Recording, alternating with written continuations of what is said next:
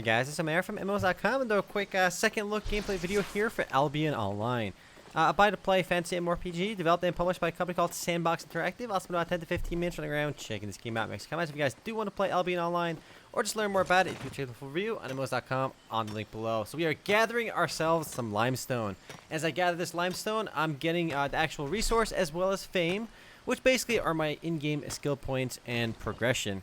It's worth mentioning that this game has a pretty unique progression system. You don't have levels the way you do in most MMORPGs. Instead, you gain skill essentially through the fame system. And you can see, as I gather this, I'm gaining fame in my gathering skill for, I believe, that's for using a pickaxe. So if you click B, you can see all your skills. This screen looks a bit like the screen in Path of Exile, but I assure you it's much, much simpler. For example, as I fight things, I will gain skill depending on what weapon I'm using. So as if I'm fighting stuff with plate mail on, I am gaining skill in this plate helmet fighter, plate armor fighter, and plate boot fighter. If I'm wearing leather boots, I gain skill in leather boots instead. And as you level those up, you actually gain access to better gear in that skill tree. So the more plate mail you use, the higher tier plate mail armor you can use. And the same applies to weapons as well as gathering resources. You can gather better nodes as you continue gathering. So this is for my journeyman refiner. I can start refining better ores and better goodies. This is for gathering. As I mine more stuff with my pickaxe, I'll gain better skills in ore mining, and that gives me access to better things. So it works with the game's combat as well as resource gathering. The cool thing about Albion is it really doesn't feel like any other traditional MMORPG. The game is clearly inspired by games like EVE Online and Runescape. Actually, it's a pretty good combination, EVE meets Runescape, because you do have the full loop PvP of games like EVE, as well as the open PKing in Runescape too. But you can see the town in the game right now is exceptionally busy. This is only one of the many starting towns, actually. There's actually, I think, 3 starting areas in the game. I do believe it gives you a random one when you start. So there are at least 3 places as busy as this one. But you can see just how many people are chilling over here. The crafting system in the game is quite incredible, I think, mainly because of its simplicity and ease. Not only do you gain skill while gathering resources, as you craft items, you gain skill as well. And it's not stupid complicated either, There aren't like 10 different reagents, 10 different resources for one weapon. You get basically 1 or 2 resources needed to make one piece of gear. And as you craft it, there's actually different stats on it as well. My weapon, for example, is an excellent weapon crafted by Remote, and it has above average power, plus 50 for its quality. And you can see actually, basically the better weapons you craft, you get this RNG system for, some of the quality of the weapon you craft too. I'm just amazed by how popular the game is right now, and it takes like at least 5-6 hours to get kind of, established in the game and get your bearings, because basically as you craft, once you get all tier 3 gear, which is what I'm wearing right now, you can see the tiers as the numbers, the Roman numerals on the top. After you get all tier 3 gear, the next tier of gear takes quite a while to get. For example, to get tier 4 gear, I needed 25,000 fame, whereas in order to start wearing tier 3 armor, I only need about 1,000. So it gets more and more expensive. In town, you can, we can start walking around. We can maybe go from here. We can start getting to the mainland over here and killing stuff in these areas. And this is the tier of the zone you're in. Tier 3 means tier 3 enemies and resources. Once you start going further down, tier 5 over there. If a zone is in yellow, you could die there and people can loot you. If it's either in red or black, that's where the real intense open world PvP takes place, because in black zones, anyone can kill you anywhere. And if they kill you, they take everything you have. So it gets pretty hardcore over there. The game has basically, players can control a lot of these territories. Various guilds control these territories. You can see all of them on the map. So there's territory control and open world PvP. And for example, just because there's an auction house over here, the stuff in this auction house, for example, this is the market in this area. This is a local market. It's not the same as a market in a different area. So goods can have different, supply and demand in different areas. And there can be profit being made if you buy maybe ores in this area and sell them somewhere else. If you go inside this little portal in town, it takes you to this pretty easy little tutorial area. We get some bonus. We get 1,000 silver for completing this little mission. Let's go and do this. It'll take us to a dungeon. You can do this daily and get a bonus as well. But, it's actually really good for gaining skill as well. As you kill enemies, you do gain fame and resources. So I'm going to kill some rats, plus 2 fame. And had I killed that rat with a bow, I'd be gaining bow skill instead. You're never getting like overall experience, but you are getting better at different pieces of armor and different things as well. I've only played this game for about 6 or 7 hours so far, but I'm actually really liking the game. The core gameplay is pretty straightforward. Graphically speaking, it's nothing special, but I think the fact that people are playing this game and liking this game shows you that graphics aren't everything. And for some reason, even though much of the early experience is basically gathering resources, it's still fun. And the way they handle the resources and crafting is it's simple. It's a little grindy, and it kind of, you know, it's going to get people to bot it, but it's so simple that it's intuitive, and it works really well. And you'll see it as you start playing. And so you have a lot of combat as well as resource gathering, and basically everyone in the game will be doing some resource gathering. I don't think there are any hard caps on how many things you can learn in the game. So you can actually technically be a master everything in the game that you want, but it would take years to do it because you're only gaining skill in the stuff that you're actually using, you know? For me to start, I can start working on my leather armor as well. If I start putting on leather armor and start fighting enemies I kill while wearing leather armor, I gain fame for my leather combat. We didn't juke that, but oh well. I'm using axes right now, and based on what weapon you use, what armor you have, it kind of determines your class. There is no locked class in the game.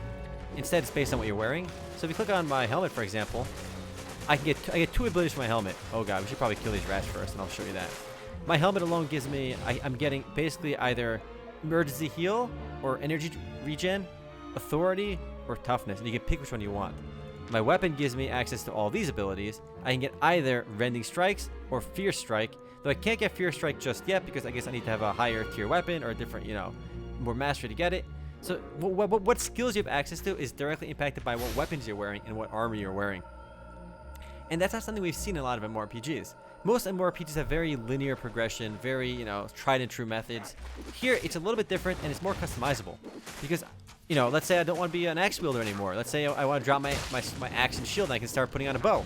You know, I can just start using bow weapons and getting skill over there too. Obviously, I'm not going to be amazing if I try mastering everything, but you can get tier 3, you know, level of proficiency with everything pretty quickly. It's only when you start worrying about tier 4, you know, and as you play the game, you can maybe, you know, start focusing on 2 things to work on at once, like 2 combat skills to work on at once. Or maybe you don't want to work on any combat skills, and you want to work on a shit ton of resource gathering and crafting skills. You can do that as well. Ultimately, though, you can probably do like 1 or 2 resource gathering and crafting skills as well as a few combat skills at once. They kind of work well along with each other. For my character, for example, I'm working on mining and as well as armor crafting, weapon crafting, because I want to craft the gear I'm using because it's a full loot MMORPG, and that's worth mentioning and emphasizing. It's a full loot MMORPG. When you die in black and red zones, anyone can take everything you have on you. And because of that, you actually don't want to always wear your highest tier gear. So maybe you have a tier 5 weapon that's like excellent quality, really good, excellent quality armor, valuable armor. You're not going to want to wear that when you're wandering around the open PvP zones, because if you do and somebody ganks you, GG, rest in pepperoni, you just lost everything you had, including all your armor. You drop everything you're carrying on you. So it's pretty intense, though. It's worth mentioning you don't lose all your silver.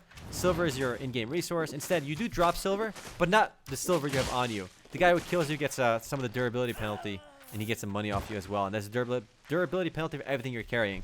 So there's actually a lot of money to be made in this game by PKing people. You know, you find people walking around outside town in the other areas. Maybe they bring a caravan with all their resources. Maybe they want to trade between 2 zones, is what you do in EVE Online. Maybe they bought a crap ton of iron ore or bronze ore in one area, tin ores, and they want to sell them in a different town. You would actually have to bring it there. You can't put it in your stash or your bank and open it in a different town either. It follows that EVE logic of localized markets, localized supply. And so far, it works really well. There's a big market for moving goods around. People are PKing each other. Obviously, there is safety in numbers. So when guilds want to move resources between areas, they don't just send one guy to do it. It becomes a coordinated effort. They want to make sure they defend their resources. Because PKs, there's one guy I read on Reddit, he's making like millions of silver an hour by PKing people, and it's very profitable. But casual players can still get by because they don't have to venture off into those yellow and red or black zones. They can kind of chill in the easier zones. But obviously, to get the better resources, to get the better loot, to start killing tougher enemies, you do have to venture into those more difficult zones. Which kind of brings me to one small complaint for the game. I have a few small complaints worth mentioning, but overall I do want to emphasize, from my 6 or so hours I've played so far, I do like Albion Online. And I'll talk much more about it when I do the Friday Grindfest video, so make sure you check that video out as well, because I would have played much more since then, and I'll be doing it with my brother as well. But one small complaint is that it's a little hard for solo players, because if you're solo, you really have to join a guild to get the full experience, because guilds are what controls the territories, and guilds can control territories and defend each other, and it becomes super useful to be a member of a guild. And luckily, it's not too hard to join a guild. People are spamming invites all day, every day in the chat. But you obviously want to get into a good guild if you can. Solo play is still possible, but you know, if you're one guy walking around in a more contested zone, in an open PvP zone, if you by yourself, you're easy pickings. Because I know, for example, I'll be PKing people with my brother, and just by virtue of me having 2 of us, we can overwhelm any one guy. So that gives us a big advantage. If you're a solo player, you're going to have a rough time in that regards. Another small complaint is the game's premium system. I'm not going to say it's pay to win because I don't think it is. At least nothing's pay to win just yet. But if you're paying for premium, we can find it over here. You do get better resources. You get additional learning points, extra crafting focus, additional fame gain, which is basically skill gain. So you can actually train your skills faster. This game is all about training your skills. You know, even though you don't, I got Journeyman Adventure fulfilled. So I filled out one of my things on my little chart over here. Which one was Journeyman Adventure over here? I think I had access to something, but yeah, I don't know which one just yet. But you keep track of it on the right side too.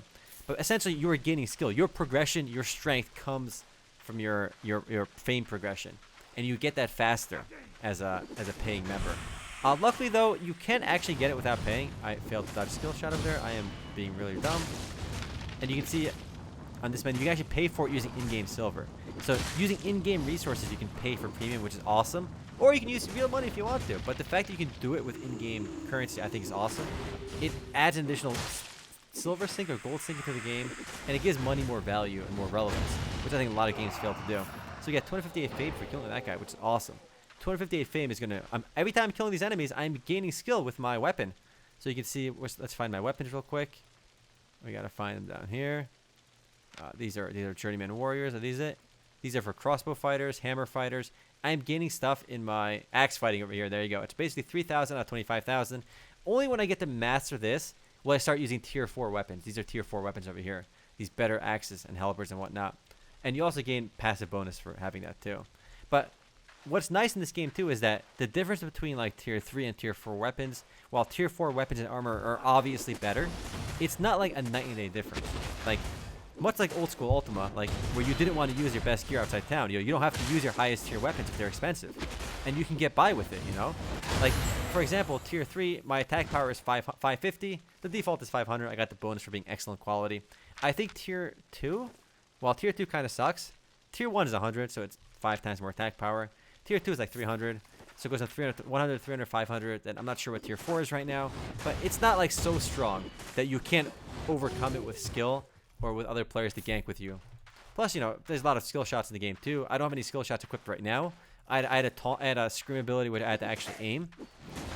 And the way the combat works too, it's remarkably simple, yet like it works, because even though 2 players could be axe wielders, they could have a whole different set of gear, because I could be a plate mail wielding axe user, a leather axe user, or even a cloth axe user if I want. So I can mix and match skills from essentially different classes. Your armor and weapons act as pieces of classes. You get different skills for them.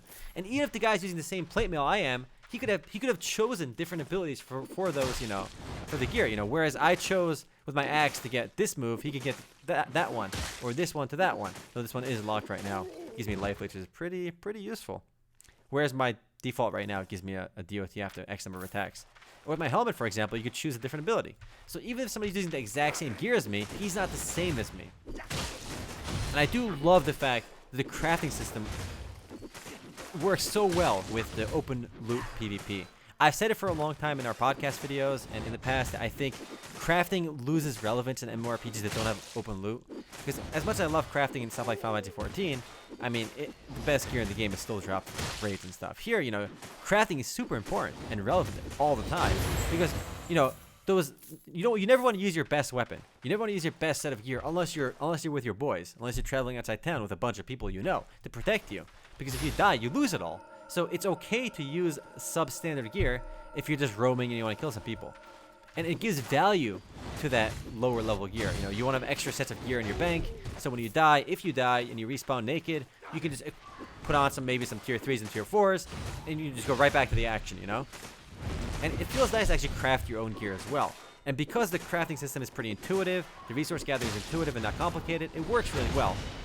Probably my biggest complaint is that the first 5 hours of the game, you're going to spend basically gathering resources. And I know that doesn't sound fun, because it's really not.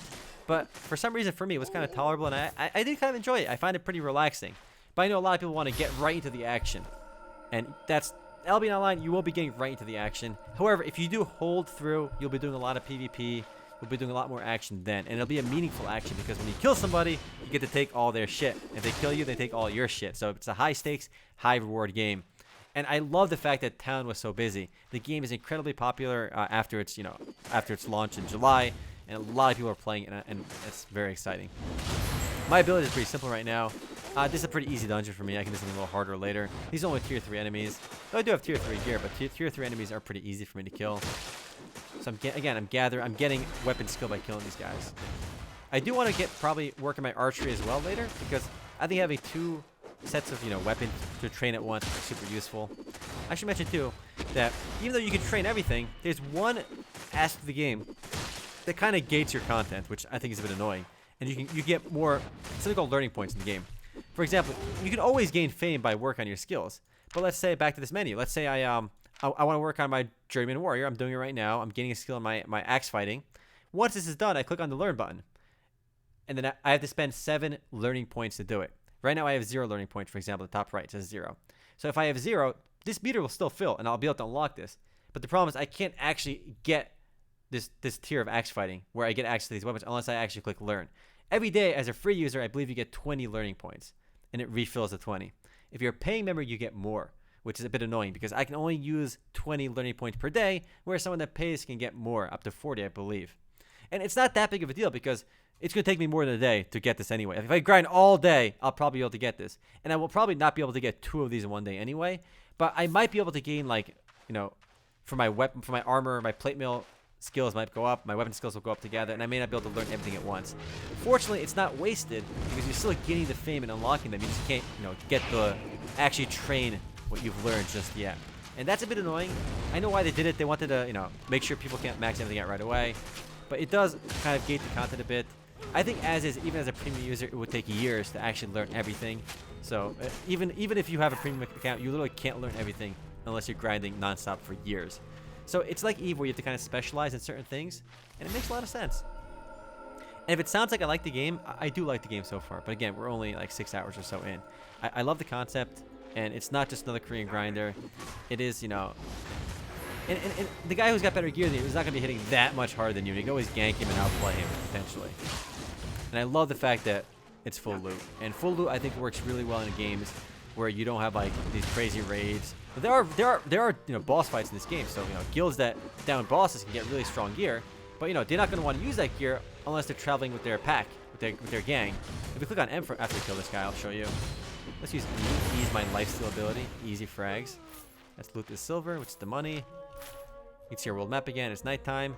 If we zoom into these areas, map looks kind of a little iffy in some areas, but once you get used to the map, it's not too complicated. Like this guy, click on him. He respawns in 7 days. It's a boss suited for 10 players, and it's a tier 6 zone. So you need really high, tier 6 gear to fight this guy basically, and 10 players. And I'm sure he drops some very awesome loot. And again, it's a PvP zone as well, this area. But the maps themselves look kind of almost like 8-bit era / really iffy. But beyond the interface, which could use a little work, I do like the game's graphics. I mean, they're basically more modern Runescape graphics, honestly. But it works, people like it. And this game is currently available on Android. I don't think the mobile client for iOS is out just yet. Probably won't be out for a little bit. But this is a game you can play on mobile, and it's basically the same exact game on mobile as it is on PC. It's one of the first few cross-platform MMORPGs. I'm talking actual, traditional MMORPGs. Now, I can't imagine people will be doing a lot of, PvP with a mobile client, but they will do resource gathering. They probably will be doing stuff like crafting on mobile, which I think is really, really smart of them. We're almost a little mini boss of this area. Pretty easy right now. But yeah, I should go and call it for now. Do check out the Friday Grindfest video, which will be coming out real soon. I'm enjoying the game a lot so far. It is buy to play, which I know is a turn off for a lot of people, but I think it's different enough that it warrants checking out. Anyway, guys, if you guys do want to play Albion Online or learn more about it, do check out the review at MMOs.com on the link below. Anyway, guys, later. And this boss is super easy. A lot of these bosses early on are going to be really easy. But I'm also pretty overgeared for this spot. Anyway, guys, later.